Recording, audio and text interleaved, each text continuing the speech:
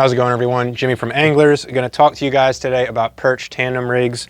We got winter perch season coming up, so they get slow and sluggish. Let's figure out kind of what we use to catch them during that period. Starting off with line, my go-tos are going to be 6 and 8 pound. I like the Seaguar. It's nice, thin, really good line, but I would stick anywhere in that kind of 4 to 10 pound range would be where I'd stay.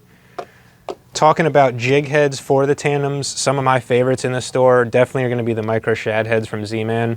As you can see, that's a 3/16, so almost a 1/4 ounce, but it's still got a really small hook. Same with the Berts. They're going to have a number 2 small hook on there, so you can still get the smaller plastics, but also have a little bit heavier head if you're fishing these rivers with some current. And I'll kind of talk and explain everything at the end, but these are just going to go over the components first. I also, on the back or the middle, sometimes I'll throw a small spoon like a Nungesser or a small Tony Aceta spoon. It gives you a little bit different action, just something different for them to look at. Plastics to go with these jig heads, I pulled out kind of some of my favorites. The one I'd really like to highlight would be the Bustin' Baits Stinger.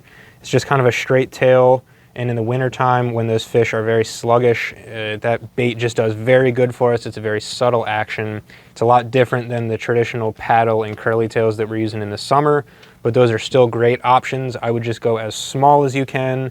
Like we have the Kitech 2-inch swing impact. That's a great one. You can reel that very slow and it'll still have a nice kick. Same with the Eurotackle EPF Grub. That is a 1.2-inch plastic, so super, super, super tiny. Gets those finicky winter fish to bite. Something else you could use, I like a lot of hair this time of year too. It gives it a nice natural action. Something like a shad dart, or I'll actually switch these here. Shad dart or a feather jig, especially these 32nd ounce Firefly jigs from Northland. I'm a big fan of these. My favorite color is definitely going to be the pink, and then they have a blue that I really like as well. Same thing with like a trout magnet or the Bert's Candies. Eurotackle does the Schreider fly. As you guys can see, it's kind of just that small little profile. The Slurpees from Northland, that's another great one, especially on crappie. And then you could even do something like a small Clouser minnow or a woolly bugger or a weightless fly too, if you want to get a little bit different action. And then this is kind of little trick for you guys too. They do the Procure and a bloodworm scent. You can take that gel and put a little dab on any of these plastics or jigs, and it'll just add another layer. It'll give you some scent to kind of draw those fish in and help them hold on and maybe bite when they don't want to. So now I'm going to kind of show you guys, actually I'll break this one open. This is the one we make here. So we do sell pre-made tandem rigs if you guys just kind of want to run in, grab one, and then go fish. I'll show you guys how it's set up. So that right there is going to be your tandem. You're going to have a jig on the bottom. I prefer a little bit heavier jig on the bottom, and then in the middle, maybe 18, 20 inches up, we're going to have another jig coming off a dropper loop.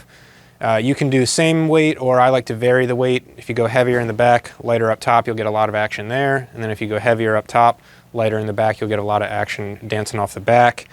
But yeah, that's kind of the basic rig. I have one that I tied here with some brighter line to make it a little bit easier for you guys to see. So all it is going to be your main line coming off here, got the dropper loop, and then 18 inches below that, we just got, you can either tie direct to the jig or do a loop and loop the jig in there, but super, super simple.